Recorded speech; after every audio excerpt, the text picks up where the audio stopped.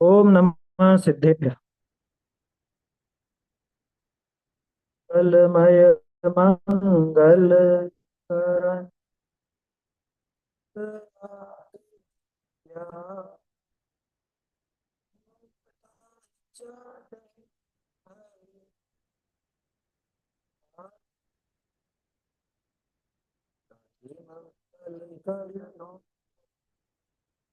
ग्रंथ करंगों का जाते मिले समा सब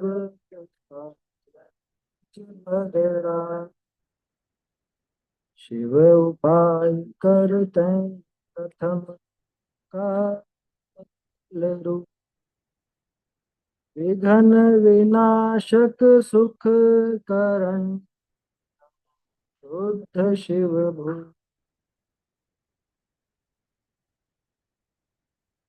स्मार्त प्रकाशक ग्रंथ है। आप सब परिचित होंगे स्मार्त प्रकाशक से। तो थोड़ी चर्चा अपने को सामान्य करनी है अभी।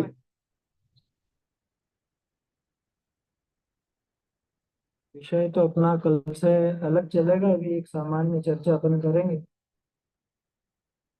अभी एक तो आप लोग जो बोल रहे थे, मैं ज्ञानानंद स्वभावी हूँ। उसने एक लाइन बोली, मैं ही मेरा करता धरता या हरता।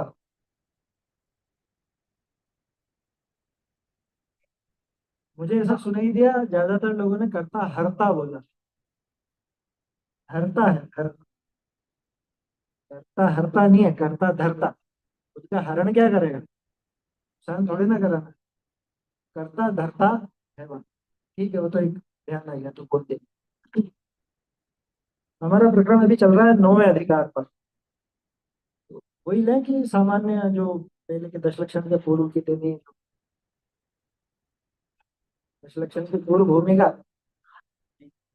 चलिए,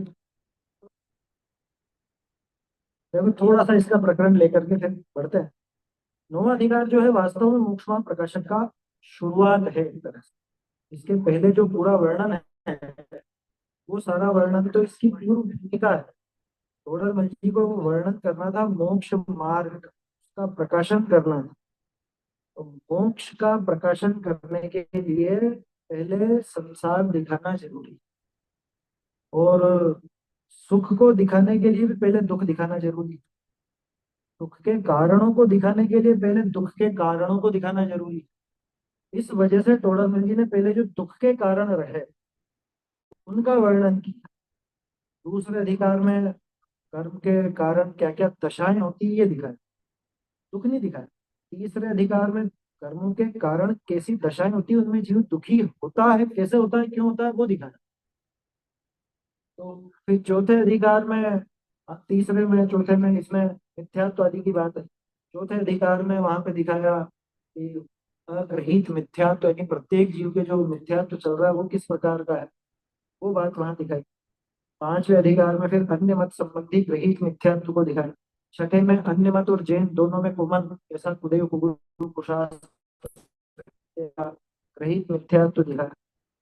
सातवें अधिकार में जैनियों के रहने वाला ग्रहित मिथ्यात्व, उसकी थोड़ी चर्चा अपने आएगी, वो विषय बन लेंगे। तो वो सातवें अधिकार में जैनियों का ग्रहित मिथ्यात्व दिखाया। आठवें में फिर ये दिखाया, देखो सातवें में क्या दिखाया था, जैनियों के रहने वाला ग्रहित मिथ्यात्व। जैनियों का कौन से जैनियों का? कि जो पढ़े लिखे अपने जैसे लोग, जो जैन शास्त्रों को पढ़ने के बाद इसने नया मिथ्यात्व पैदा किया। शास्त्रों को पढ़ने के बाद भी जिसके वो मिथ्यात्व बना रहा, वो सातवें में दिखा।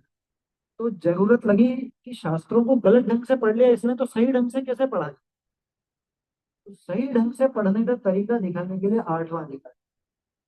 आठवें में दिखाया कि शास्त्रों को किस तरह से अच्छे से पढ़ा जाए, क्या उनकी शैली है, आचार्य देव ने क्या लिखा है तो उसको क्या समझ। जैसे माँ बच्चे से कहती है जब मर जा, तो बच्चा मर जा का अर्थ मर जा नहीं समझे, बल्कि ये समझे कि कुछ गलत किया है, मुझे ये गलत काम नहीं करना, ऐसा ही है ना। अब आचार्य देव जब कुछ बात कह रहे हैं तो उसको किस अपेक्षा समझना, उसकी विवक्षा क्या है, ये समझने के लिए आठवां अधिकार। फिर 9वें से ये बात प्रारंभ हुई कि मोक्ष क्या है, मोक्ष मार्ग क्या है। अपना दुर्भाग्य की पूरी नहीं हो पाई बात, शुरुआत ही हुई थी और फिर आयु पूरी हो गई उनकी। तो यहाँ गौड़ापाल जी ने प्रकरण लिखा था सबसे पहले कि आत्मा का हित मोक्ष ही है, ऐसी लाइन है शुरू में, आत्मा का हित मोक्ष ही है। जब हम लोग जब चर्चा करते हैं ना तो काफी विस्तार से लेते हैं। ये थोड़ा तत्व सूत्र का एक बहुत प्रसिद्ध सूत्र है, अर्पिता नर्पित सिद्ध है, पढ़ा होगा आप लोग, 5वें अध्याय में आता है अर्पिता नर्पित सिद्ध है। जो लिखा है सिर्फ उतना ही नहीं है, जो नहीं लिखा है, जो उसमें छुपा हुआ है, वो भी अर्थ अपने को समझना चाहिए। तो जब गौड़ापाल जी लिख रहे हैं कि आत्मा का हित मोक्ष ही है, इसका दूसरा अर्थ क्या निकलेगा? ये कुछ और सुख है ही नहीं। आत्मा का हित कुछ और है ही नहीं। रुपया पैसा वो हित नहीं है ना, जगत की जो जो भी चीजें, रिश्तेदारी इत्यादि वो हित नहीं है, शादी ब्याह हित नहीं है ना, नौकरी लग जाना हित नहीं है।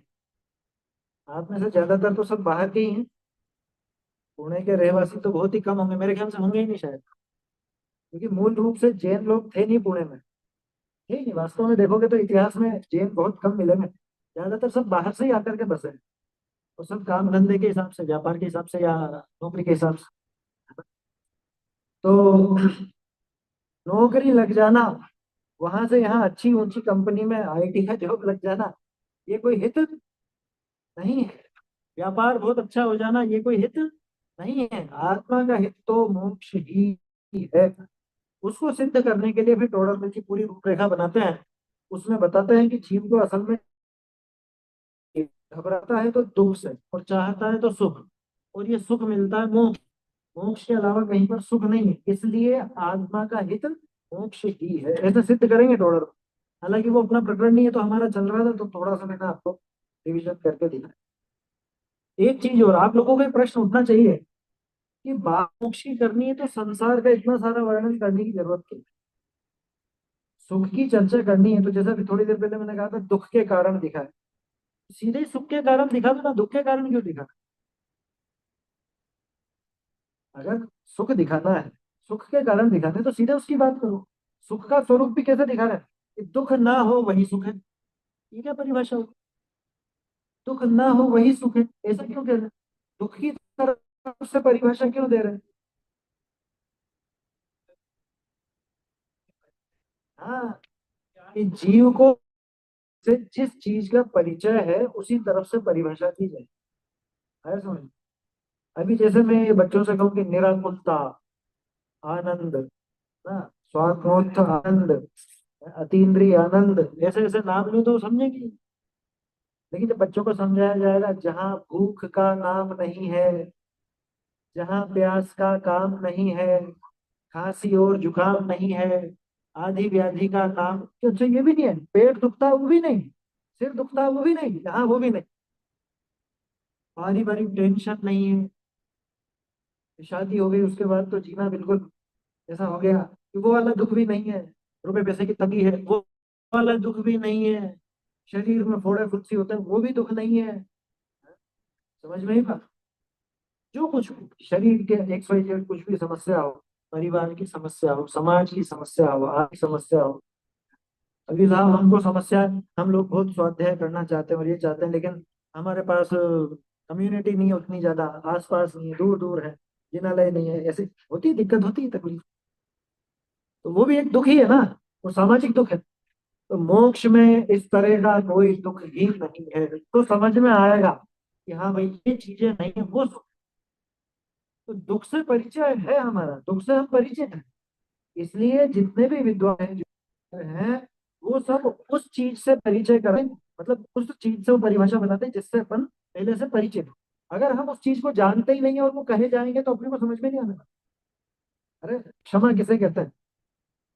क्या बोलते हो, क्षमा किसे कहते हैं? क्रोध के अभाव का नाम क्षमा है। तो क्षमा का अलग से स्वरूप नहीं समझा सकते थे, समझा सकते थे, लेकिन वो हमको समझ में नहीं आता। हम गुस्से को जानते हैं, तो जब हम गुस्से को जानते हैं और आचार्य देव कहते हैं गुस्से का अभाव, क्रोध का अभाव तो क्षमा, तो अपने को खट से वो बात समझ में आए, है ना? अगर क्षमा को वो सहनशीलता या और वो शब्दों से वो कहते तो वो शायद अपन नहीं समझ पाते, लेकिन जब देखा कि अच्छा गुस्सा, बिल्कुल भी गुस्सा नहीं होना, उसका नाम क्षमा है, तो अपने को बात जल्दी से समझ पाए। तो ये परिभाषा इस तरह से बनाई जाती। फिर उसके बाद उन्होंने और समझाया कि आकुलता ही वास्तव में दुख है, और आकुलता के अलावा और कुछ दुख नहीं है। हम सोचते हैं कि शायद इस वस्तु से दुख है, शायद इस व्यक्ति की वजह से दुख है, शायद ऐसा कुछ काम हो गया इस वजह से दुख है। कोई भी दुख का कारण नहीं है इनमें से, दुख का कारण सिर्फ आकुलता है। कि बाहर में दुनिया में जो भी ये चाहता था पुण्य के उदय से वो सब मिल जाए, लेकिन अगर इसकी आकुलता बनी रहती तो भी ये दुखी ही रहता है। और अगर बाहर में कुछ भी नहीं है, जैसे मुनिराज को देखो, बाहर में क्या है उनके पास? मुनिराज के पास बाहर का तो कुछ भी नहीं। एक वस्त्र का धागा भी जिनके शरीर पर नहीं है, रंच मात्र भी परिग्रह जिनके शरीर पर नहीं है, जिनके पास नहीं है, उनको परम सुखी। और हम दुनिया भर का सब परिग्रह इकट्ठा करके बैठे हैं, उसके बाद भी दुखी, टेंशन, आकुलता बनी रहती। इसका मतलब सुख दुख का कारण बाहरी वस्तु है। बोलते तो होंगे, सुख दुख दाता कोई नाथ, मोह राग रोष दुखी था। तो वास्तव में मोह राग द्वेष वही आकुलता का स्वरूप है, और वही जीव को वास्तव में दुख का कारण है। इन्हीं दुखों से बचने के उपाय, उन उपायों के रूप में एक हमारा दश लक्षण मान, दश लक्षण महापर्व से दुख दूर हो जाता है। बोलो, दश लक्षण से दुख दूर होता है या नहीं? नहीं होता। फिर क्यों मनाना? क्यों मनाना है? सोचना चाहिए। देखो एक सीधी सी बात है, जिस बात का हम कोई जवाब नहीं दे सके और फिर भी कर रहे हो, बारीक बात कह रहा हूँ, मैं थोड़े दिन पहले इस पर विचार कर रहा था।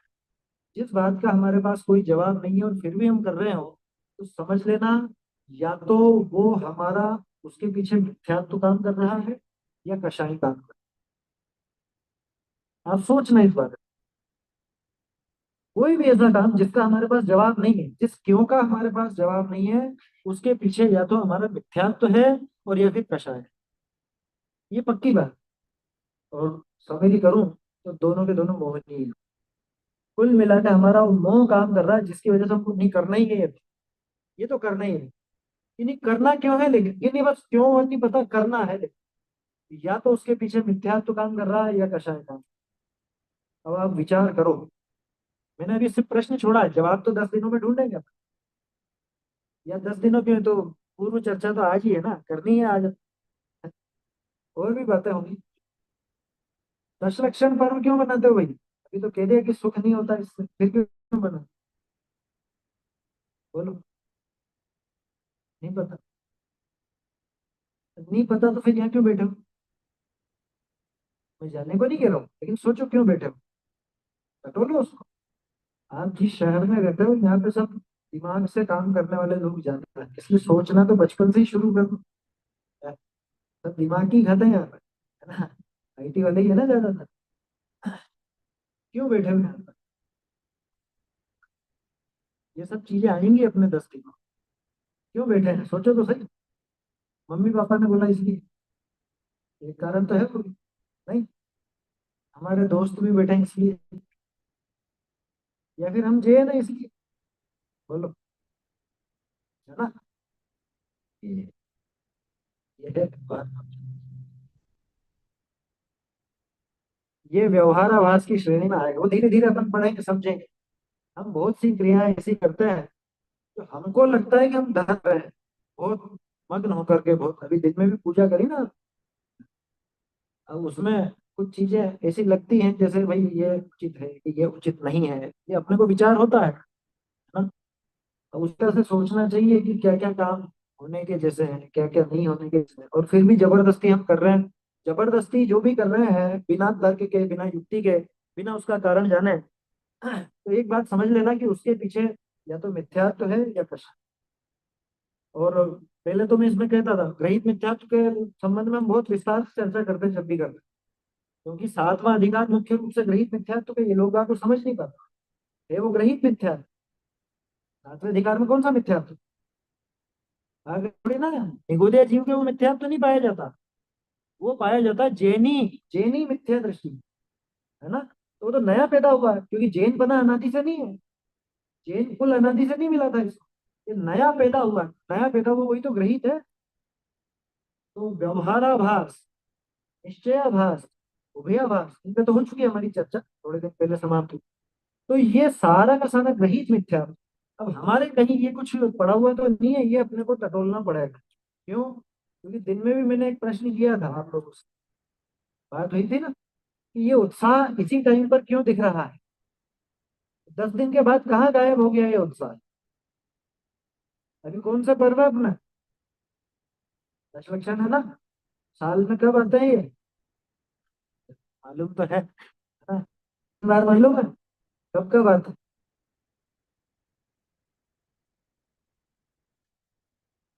आप मत बोलो। कार्तिक में भी बता रहे हो, चैत्र में भी बता रहे हो, कार्तिक में नहीं आता। माघ चैत्र और भादवा। माघ चैत्र और भादवा, ठीक है ना? ऐसा।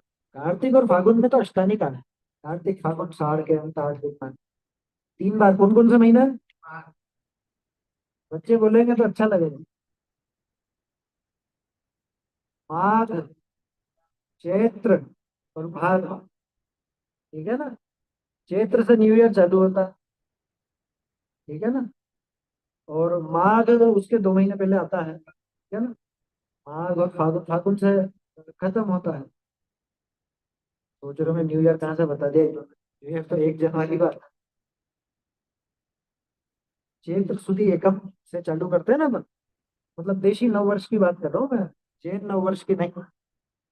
जैन नववर्ष कब से चालू होता है? वीर वीर निर्वाण संवत। बहुत बड़ी वीर शासन जयंती, वीर शासन संवत चलता है, मालूम है आपको? ये अच्छा है। मतलब ये बात पढ़ी तो है आप लोगों ने। वीर शासन का भी अभी कुछ दिनों से थोड़ा बढ़ने लगा, मतलब लोग समझने लगे कि हाँ ये अपना पर्व है, सबसे बड़ा पर्व है वो। और सबसे पुराना इतिहास उसी का मिलता है। वीर निर्वाण संवत इतना पुराना नहीं मिलता, उसके भी मिलते हैं लेकिन उसके शास्त्र में नहीं मिलते, उसके शिलालेखों में मिलता है, अलग अलग से। और वीर शासन का उल्लेख तो धौला जी में है। धौला जी के पहले ही अधिकार में वो, मतलब पहली पुस्तक में है। काल मंगल बताया ना वहां पे दिया है। इससे नया वर्ष प्रारंभ होता है, और वो तो तिथि भी जोरदार है। एकम है वो, है ना? श्रावण कृष्ण एकम। श्रावण का महीना जब चालू होता है, वहां से वो नव वर्ष प्रारंभ होता है। खैर, अपने को भी नव वर्ष की बात नहीं करनी है, तो तिथियों की बात है, इस वजह से बंद करें। तो दशलक्षण वर्ष में 3 बार आता है, फिर इसी बार क्यों मनाते हैं? बाकी के 2 बार क्यों नहीं? ये एक प्रश्न होना चाहिए खुद से अपने। देखो एक चीज है, डोडरमन जी ने लिखा कि किसी धर्म का अंग तो बहुत ऊंचा साधता है, किसी धर्म पर्व में वो उत्साह नहीं देता है, तो इसका मतलब कुछ अलग करेगी। या ये 10 दिनों में आप सोचते हैं कि नहीं, ये क्या, ये काल की विशेषता है। ये पर्व के दिन जो है ना, जो कहते हैं भी पर्व एटले मंगल काल पवित्र अवसर, पढ़ा होगा आप लोगों ने। पर्व माने पवित्र अवसर, पवित्र काल, है ना? समय, समय की भी एक विशेषता होती है कि समय, इस समय अपने को, अपने भाव इस तरह के हो जाते हैं। तो काल भी शुभ होता है कि नहीं होता? शुभ या अशुभ होता है या नहीं कोई काल? है, नहीं होता। फिर वो जन्म कुंडलियां तो नहीं बनवा रखी ना किसी ने? तो मिलान तो नहीं करते हो ना? ये करना हो, वो सब बकवास है, कुछ भी दम नहीं है उसमें। क्या कर लोगे ये बताओ? कोई किसी राशि में पैदा हुआ, कोई किसी उसमें पैदा हुआ, उससे हो क्या जाएगा ये तो बताओ? मिला करके भी क्या कर लो? तो काल में शुभ अशुभ पढ़ना कैसे नहीं है, सिद्ध करो। अपन विषय से विषयांतर नहीं हो रहा है, अपन विषय पे ही है। क्योंकि दशलक्षण की पहले की भूमिका अपन देख रहे हैं ना, तो अपनी मानसिक भूमिका भी तैयार हो। मैं ये क्लियर कर देना चाहता हूँ कि 10 दिनों में कुछ विशेषता है या नहीं। भाई एक तर्क तो ये है कि देखो दशलक्षण 3 बार आ रहा है, हमको इसी टाइम पर ये भाव ज्यादा हो रहे हैं, यानी कि काल में विशेषता होनी चाहिए।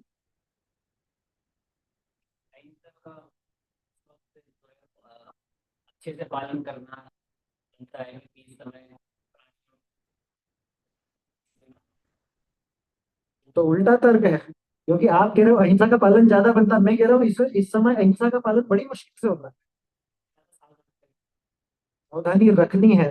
मैं तो ये कह रहा हूँ कि काल में पवित्रता आई क्या, इससे काल की वजह से कुछ है क्या?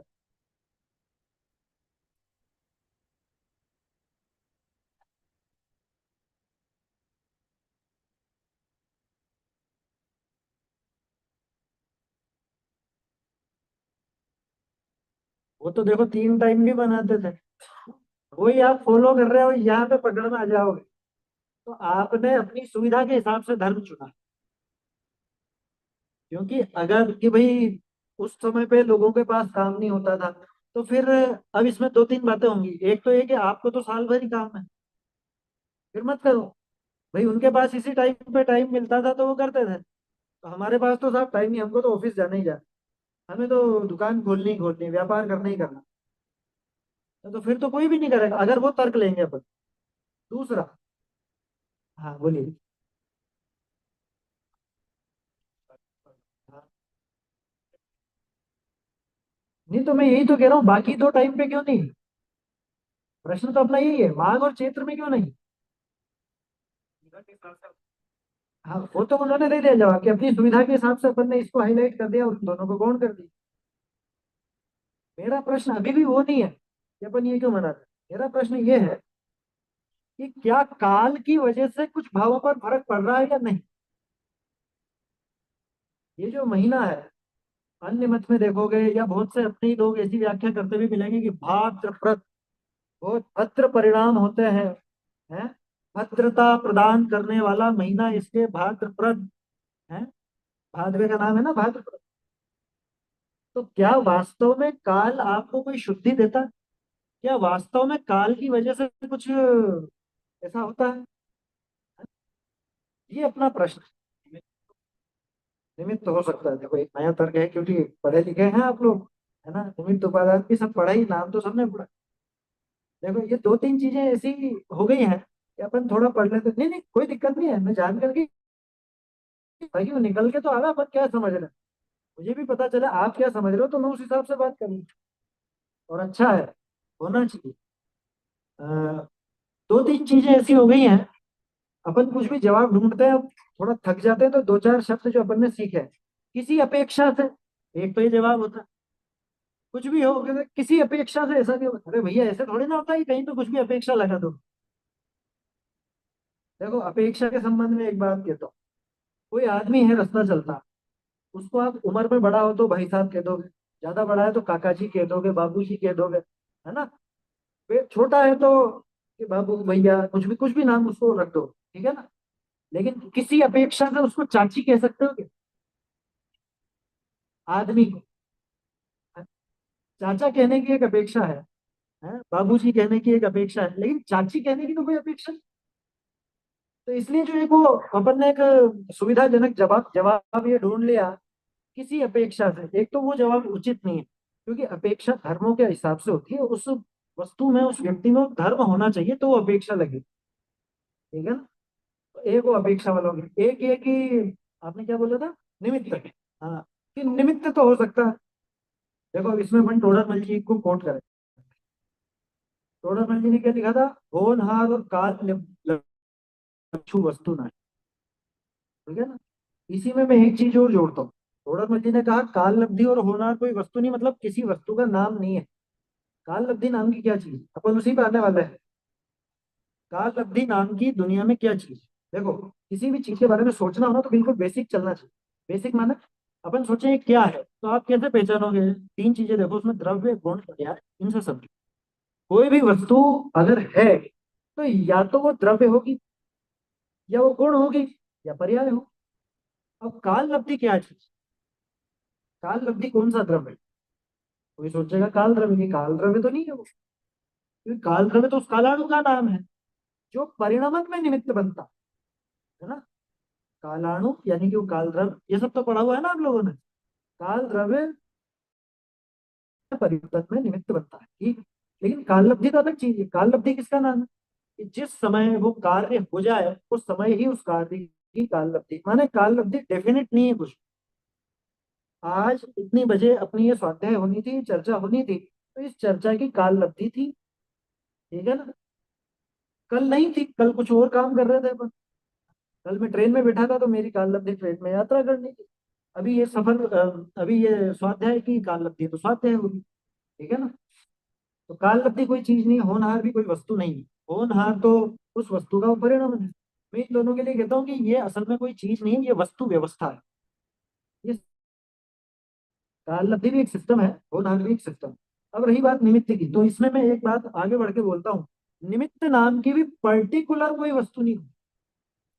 क्या पर्टिकुलर आप किसी को निमित्त नहीं कह सकते।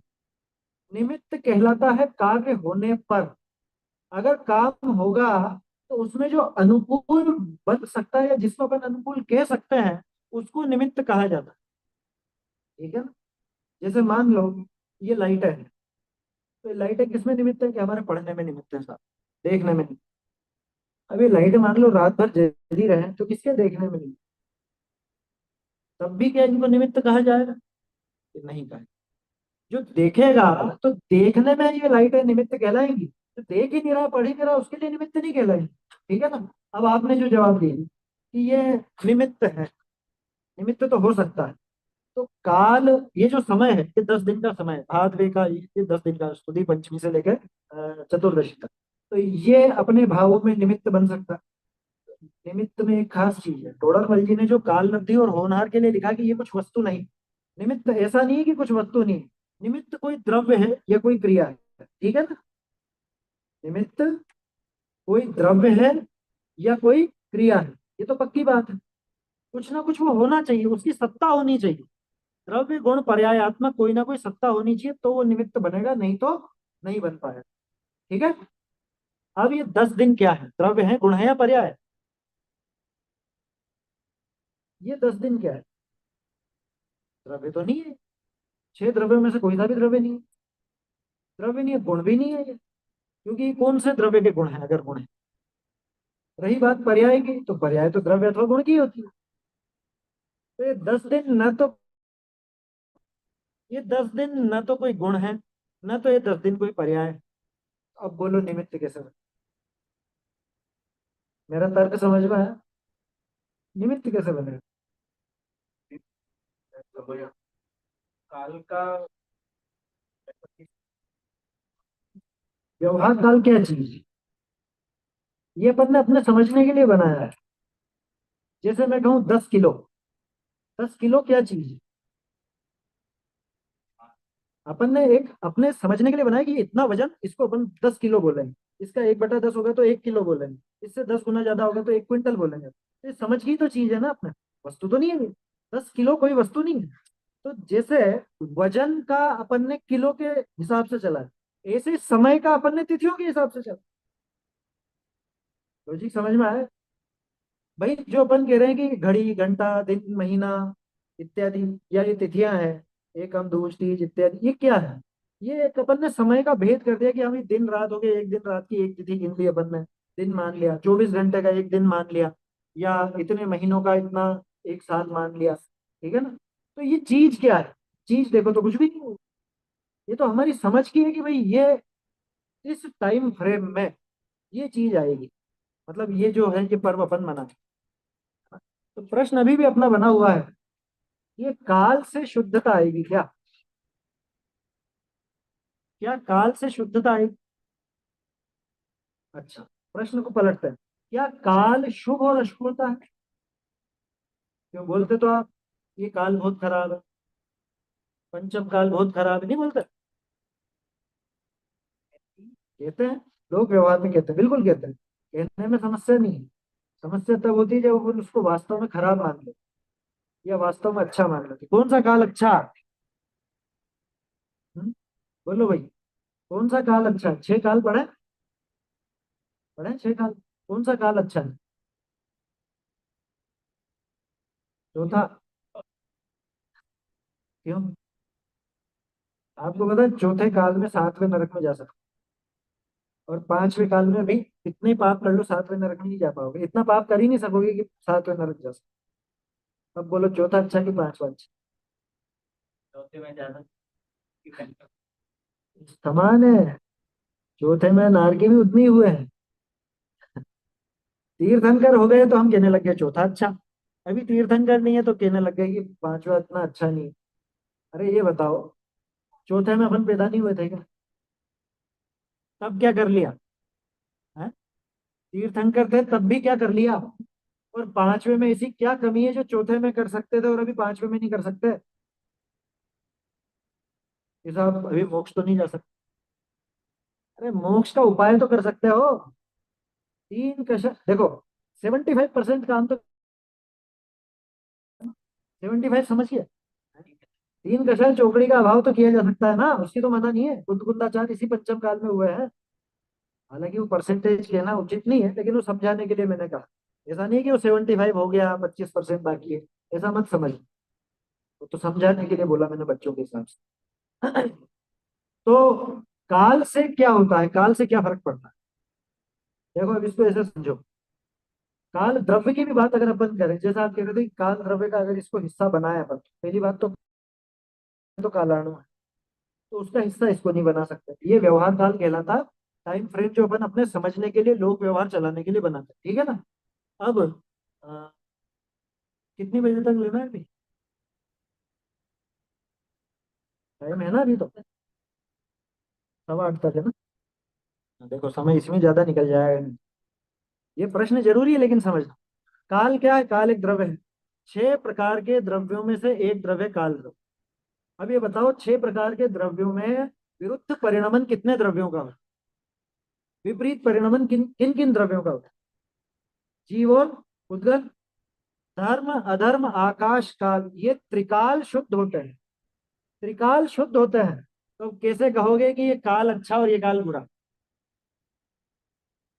जबकि जिस काल को अपन अच्छा बुरा कह रहे हैं वो तो काल द्रव्य है भी नहीं। वो तो काल द्रव्य भी नहीं, अगर आप उसको काल द्रव्य से भी जोड़ करके देखना चाहो, तो भी उसको आप शुभ अशुभ या शुद्ध कुछ कह ही नहीं सकते, वो तो त्रिकाल शुद्ध है ना।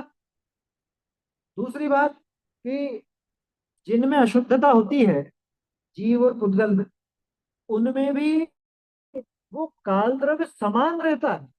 उनके परिणमन में सिर्फ निमित्त बनता है वो। ऐसा नहीं कि जीव उसकी वजह से काल द्रव्य ने मोक्ष पहुंचा दिया है, काल द्रव्य उसके मोक्ष जाने में निमित्त हो। कभी ऐसा सुना है क्या कि जीव मोक्ष किसके निमित्त से गया? कि काल द्रव्य के निमित्त से? ऐसा कभी नहीं सुना होगा। तो जब काल द्रव्य की वजह से मोक्ष नहीं होता, तो काल द्रव्य की वजह से जीव पापी भी नहीं होता, और काल द्रव्य की वजह से जीव धर्मात्मा भी नहीं होता। तो फिर 10 दिन आपको सुधार देंगे, ऐसा कैसे मान? जीव सुधरेगा खुद की योग्यता से, खुद के पुरुषार्थ से। ये जीव स्वयं पुरुषार्थ करे। तो साहब इन तिथियों का क्या महत्व है? महत्व तो देखो, संसारी जीव की आदत क्या है कि कुछ ना कुछ सहारा चाहिए इसको, कुछ सहारा चाहिए, है ना। तो कुछ भी ऐसा बहाना किया कि अरे अभी तो अपने कुछ पवित्र दिन है या कुछ है, तो अपने को ऐसा करना चाहिए, ऐसी एक बात सिर्फ प्रेरणा के लिए। समझ में ही बात। और अगर ये दिन इतने वास्तव में ऐसा प्रभाव डालने वाले होते, तो ये हॉल में सिर्फ इतने से ही लोग थोड़े ना बैठे। या 10 दिन में जो आपको धर्म करते हुए नजर आएंगे, वो इतने से ही थोड़े ना होते। जितने भी जैन हैं, क्या वो सारे के सारे मंदिरों में दिखेंगे आप? सब तो नहीं दिखते। बहुत से लोगों को 10 दिन भी फुर्सत नहीं मिलती। और बहुत से लोगों को इतनी फुर्सत मिल जाती है कि 10 दिन में ही वो तो पूरा धर्म 10 ही दिन कर लेंगे बस। उसके बाद 355 दिन नाम भी मत लेना। अब आते हैं अपन पूर्व तैयारी पर। तो ये तो एक समझ में आ गई ना कि काल से तो कुछ होने वाला नहीं है। अब हमने धर्म को साधने के लिए क्या क्या तैयारी की? आटे मसाले तो सब कर लिए ना। तो नहीं साहब, वो तो अभी देखो 10 लक्षण आ रहे हैं तो करने ही पड़ते हैं, करनी ही चाहिए। हैं? अभी थोड़ी ना अशुद्ध खाए। 355 दिन का क्या है फिर?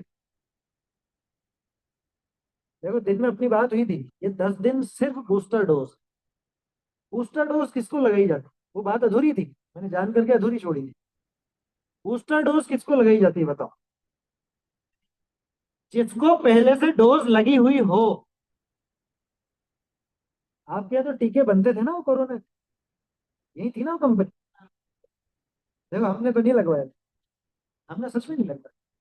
और लगवाने भी नहीं चाहिए थे, बहुत हिंसक थे वो सब, जानकारी आई थी। तो खैर, वो तीसरी डोज भी लगी, बताई किनके लगी? जिनके पहली और दूसरी लगी थी उन्हीं की तीसरी लगी। जिनके पहली दूसरी नहीं लगी उनके तीसरी नहीं लगी, ऐसा ही कुछ था। अभी भी जो बच्चों के टीकाकरण चलते हैं और बाद में वो बूस्टर डोज 10 10 साल में, 15 साल में जो भी लगते हैं। बूस्टर किसके? कि जिसके पहले से वो डोज लगा। तो समझ में आ रहा है कुछ क्या कहना चाह रहा हूँ? ये 10 दिन में भी धर्म का आराधन सिर्फ वही कर सकता है वास्तव में, कि जो बाकी कि 355 दिन में कुछ तो धर्म में जुड़ा हुआ हो। जो 355 दिन बिल्कुल एकदम स्विच ऑफ है, और वो 10 दिन में बिल्कुल हो जाएगा, ऐसा कि वही दिख रहा है एक धर्मात्मा सबसे बड़ा, तो समझ लेना मामला गड़बड़ है। देखो, इस विषय में मैं एक बात हमेशा कहता हूँ कि जिसके जीवन में बिल्कुल आमूल चूल परिवर्तन दिख रहा है 10 दिनों के अंदर और बाकी 355 दिन में, वो फ्रॉड है। 100% फ्रॉड है वो। मुझे कोई उसमें समस्या नहीं है कहने में। जो वास्तव में धर्म से जुड़ा हुआ उसके जीवन में बहुत बदलाव नजर नहीं आएगा आपको 10 दिनों में। भाई जैसा अभी आप लोग बैठे हो, मुझे पता है कल से संख्या बढ़ेगी। अभी आप रेगुलर स्वाध्याय वाले ही हो जितने भी हो, एक आध कोई हो सकता है नया हो। तो आपके 355 दिनों में भी आचरण कोई विपरीत बहुत नहीं होता है ना। उन दिनों में भी आप शुद्ध ही भोजन करते हो, उन दिनों में भी रात्रि भोजन आप नहीं करते हो, उन दिनों में भी आप बाजार का बिल्कुल भी नहीं खाते हो, अभक्ष भक्षण नहीं करते हो, है ना। ये मान के चलो ना मैं। आप बाकी के दिनों में भी वो चीज तो है, बस अभी थोड़ी सी ज्यादा बढ़ जाती। रोज आप पूजा करते हो, अभी आप 3 4 पूजा ज्यादा कर लोगे। रोज आप स्वाध्याय करते हो, अभी 3 टाइम कर लोगे। यही तो होगा। लेकिन पूरब पश्चिम जितना अंतर तो नहीं होगा ना। मैं ये कह रहा हूँ जिसके पूरब पश्चिम जितना अंतर दिखे बाकी के 355 दिन में और 10 दिनों में, वो व्यक्ति फ्रॉड। वो धर्म के नाम पर वो खुद को ही ठग रहा है, खुद को धोखा दे रहा है। समझ में खुद को ही धोखा दे रहा है। वो सोचता है मैं धर्मात्मा बन गया। ऐसा कहने वाले लोग हैं बहुत से, क्या कहते हैं, देखो भैया हम 10 दिन में तो पक्के जैन बन जाते हैं। लेकिन बाकी के 355 दिन में तू क्या रहता है, हैं? बाकी के 355 दिन क्या कहलाएगा तू। समझ में आ रही है बात। तो उसके जैन पना तो बाकी सब दिनों में भी रहता है, अभी थोड़ी सी विशेष आराधना होती है। किसके? जिसके वास्तव में धर्म जीवन में थोड़ा सा उतरा है तो। अगर विकल्पों में भी उतरा है तो, अभी वास्तव में उतरा कि नहीं उतरा वो तो एक आगे की बात है। लेकिन विकल्पों में भी अगर थोड़ा सा धर्म प्रिय लगा है, रुचिवान हुआ है ये, तो इसके जमीन आसमान का अंतर नजर नहीं आ सकता 10 दिन। जमीन आसमान का तो अंतर नजर नहीं आया। रात्रि भोजन उन दिनों में भी नहीं कर रहा था, अभी भी नहीं करेगा, क्या फर्क दिख गया। हाँ, ये था कि पहले सुबह शाम दोनों टाइम भोजन करता था, अभी शायद एक ही टाइम कर लेगा। या दोनों टाइम जितना करता था अभी थोड़ा सा उससे कम कर देगा, ये हो जाएगा। उपवास करने का और क्या है? लेकिन जो बाकी के दिनों में आपको होटलों पर जाते हुए दिखे, बाकी दिनों में आपको बाजार में खाते हुए दिखे, आप में से बहुत से लोगों का इंदौर भी रिलेशन होगा, है ना। इंदौर के भी है ना बहुत से। इंदौर में क्या कल्चर है वो सब आप जानते हो। रात को 12 1 बजे 1 2 बजे तक वो सर्राफे में और वो खाना पीना कितना चलता है, क्या पागल लोग हैं बिल्कुल। जिस टाइम अपन सब सोते रहते हैं उस टाइम तो उनका वो खाना पीना चालू होता है। देखो मुझे कोई शर्म नहीं वो कहने में, उसमें क्या है, वो पागल है तो है, वो पागल ही तो है, कहेंगे उनको क्या कहेंगे अब। समझ में आ रही है बात, घबराने वाली बात नहीं उसमें। और फिर 10 दिन में वो ऐसा दिखाता है कि हमसे बड़ा धर्मात्मा कोई और नहीं। और तैयारी, बात चल रही है अपनी तैयारी की। 10 लक्षण की पहले की तैयारी कैसी हो। दिन में अपन ने एक लाइन बोली थी, क्या, द्रव्य शुद्धि और भाव शुद्धि दोनों विधि का अवलंबन, है ना। तो ये भाव शुद्धि कल से एकदम से आ जाएगी, है कि बस पंचमी से तो एकदम ऐसा हो जाएगा मेरा, है कि यहीं पे अभी जैसे मुनि बन जाऊं मैं, ऐसे ऐसे भाव हो जाएंगे पंचमी से। आज तो चौथ है ना, चतुर्थी है ना। आपके यहाँ क्या चलता है, चौथ का कुछ चलता है क्या? अरे नहीं नहीं, वो नहीं बात करता हूँ, अपनी अपनी बात कर। बहुत सी जगह पर चलता है कि 10 दिनों में अपने को बहुत बहुत व्रत संयम से रहना है ना। तो तीज और चौथ, ये 2 दिन तो बिल्कुल टंकी फुल कर लो। क्या ऐसा होता है? हमारे यहाँ चलती है एक रोट तीज, नाम सुना हुआ है। खंडेलवाल जैन समाज में ज्यादा चलती है रोट तीज। ग्रहित मिथ्या तो बिल्कुल आपके यहाँ तो नहीं है ना वो प्रवृत्ति। अच्छा बचे हुए हो तो अंदाजा था, नहीं होगा आपके, लेकिन आपके रिश्तेदारों क्या होगा, है ना। हमारे भी है, क्या कर। तो वो रोट तीज का मतलब ही यही है। तीज को तो बिल्कुल ठूस ठूस के खा ले। और नागपुर साइड में, नागपुर गया था मैं पहले 10 लक्षण में, तो वहां पता चला वहां होती है धासन चौथ। चौथ, धासन चौथ। धासन चौथ समझ गया ना। घास घास के खाना है, क्योंकि पंचमी से तो मिलेगा ही नहीं। ये तैयारी। और कैसी तैयारी होती है? जो गलत तैयारियां हो रही है पहले उसकी चर्चा कर रहे हैं अपन। सही तो कैसी होती है वो देखेंगे अभी। गलत और कैसी होती है? साड़ियाँ वाड़ियाँ सब अच्छी निकल गई ना सबके, और लोकर में से आभूषण निकल गए होंगे। फिर अपने में जो स्वाध्यायी लोग हैं उनमें ये समस्या नहीं है। लेकिन आप आकर के देखो, कभी दूसरी जगह जाकर के देखोगे तो आपको ये दृश्य दिखेंगे। बिल्कुल महिलाएं ऐसी वो लाल साड़ियों में और लटक आभूषण पूरे पहन करके।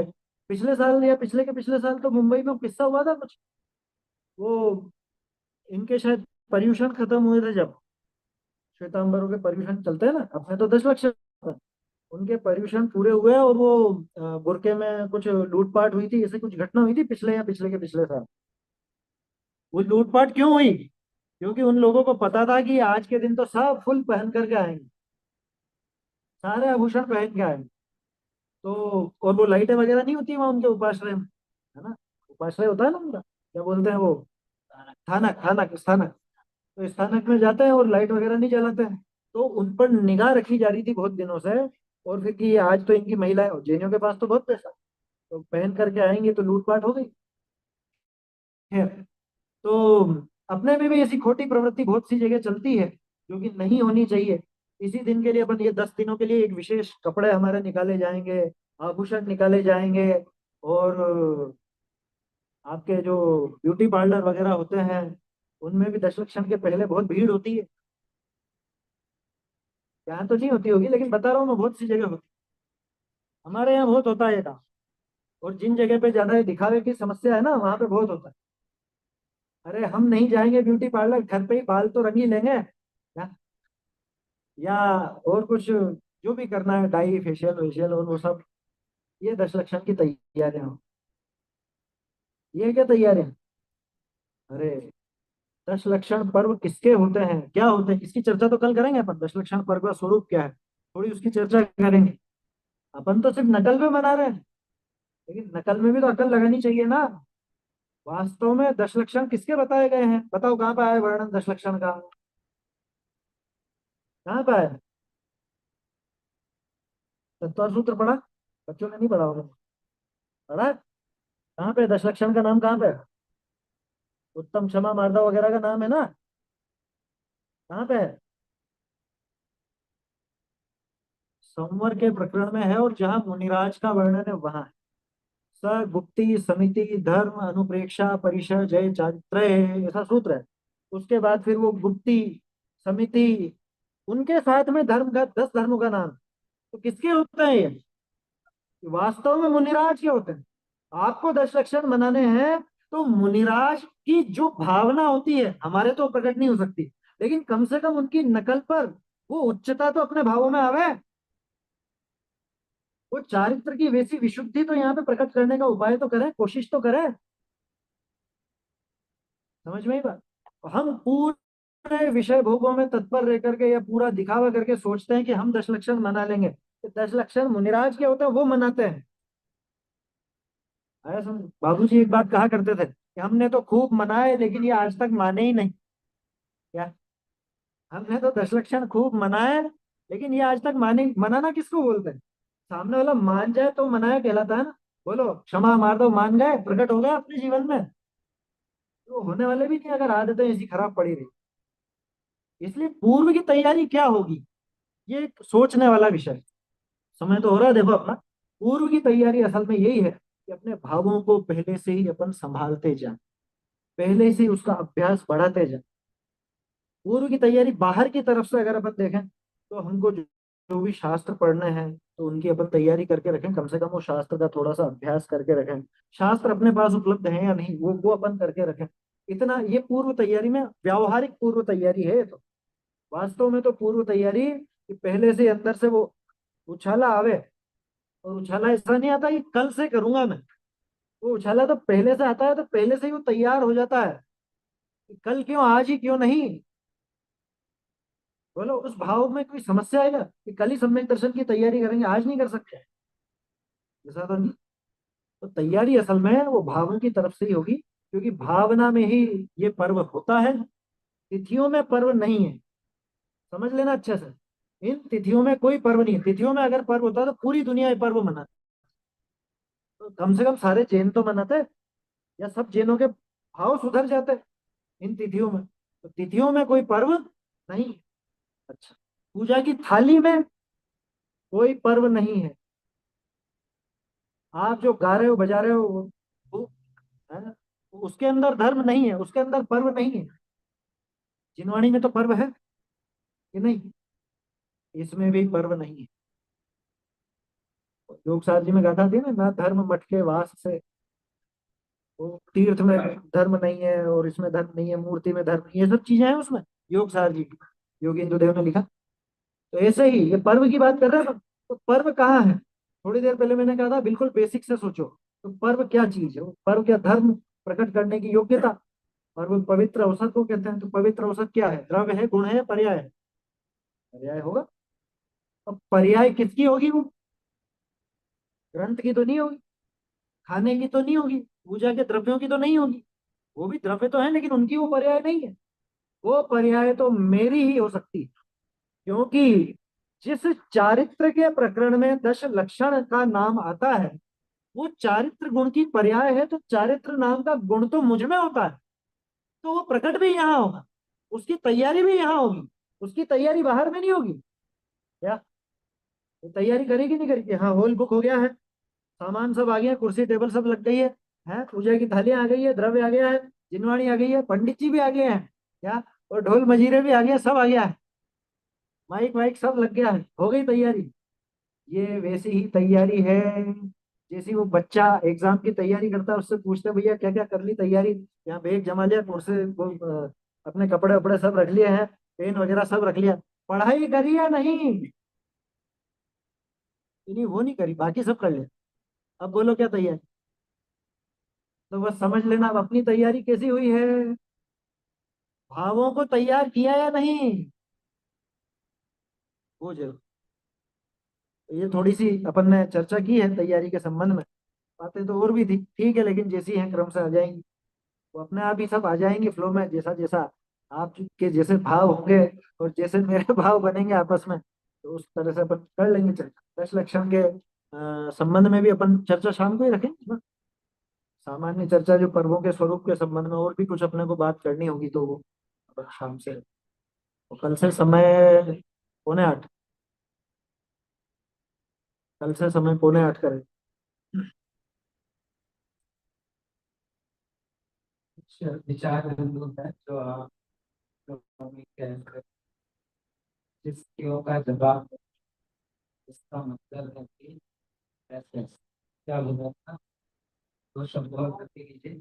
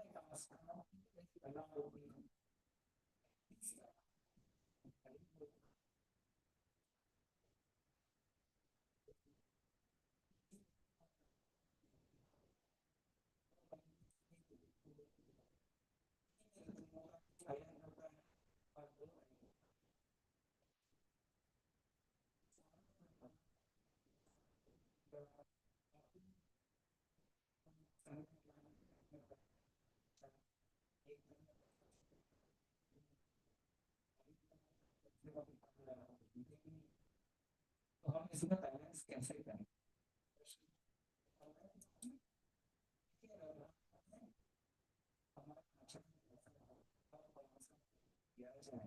इसके लिए बहुत सुंदर और प्रायोगिक पक्ष मौजूद। जब कोई काल का करके जो ऐसा कि कोई ये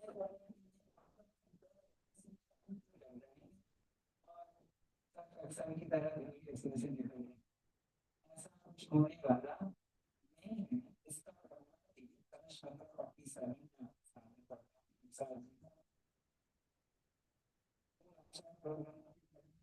शब्द बता देता हूँ, सुनना बहुत आसानी से समझ गया।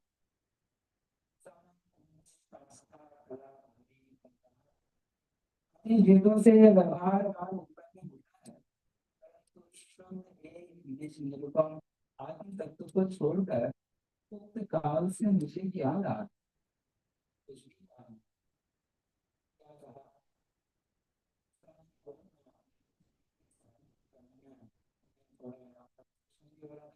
कुछ तो होगा, कुछ तो होगा, कुछ तो कम से कम नाम किसका है? नियत वर्तमान निष्पक्ष तो व्यवहार कारण परिमाण उनका काल क्रम तो रहमान राशि में कल्याण पसंद कर पाए की राशि के रूप में आकाश के एक प्रदेश पर बिजली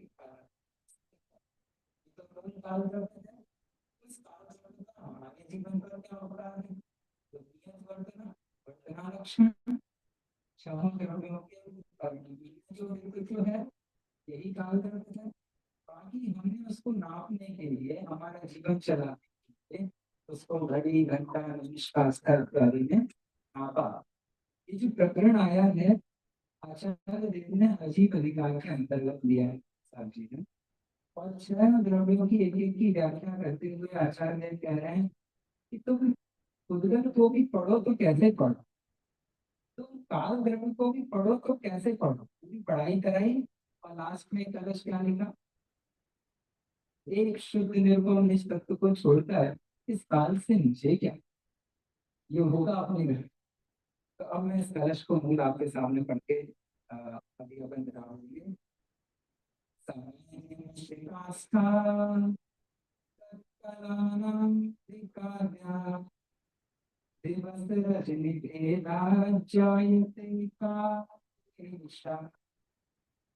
जरूरी नहीं तो आप कहते हैं कि आचार्य को इतना ही। हाँ, दुनिया में सब काल के नाम पर सुबह खड़े हो जाओ तो 12 राशियां चलती हैं, रात के 12 बजे चलो तो एस्ट्रोलॉजी चलती है, इतना सब कुछ चल रहा है तो अपन इसका करना नहीं है। ऐसा बात सभी जगह जी अच्छा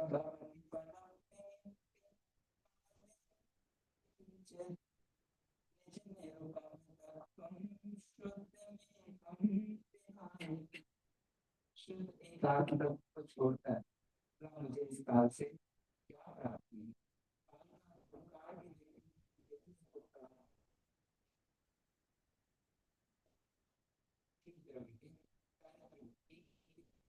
लक्षण से उसका उपकार है और इस उपकार को हम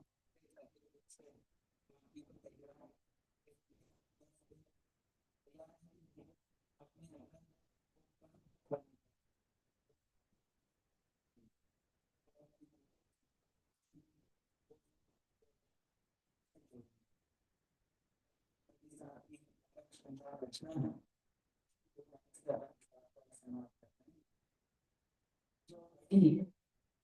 किस किस के हाथ में घड़ी है?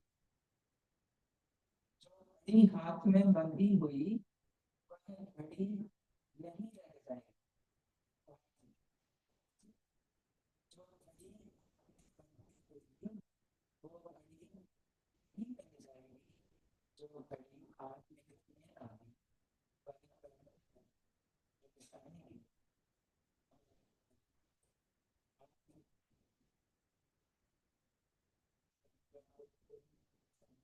हमारे उस कदम के बावजूद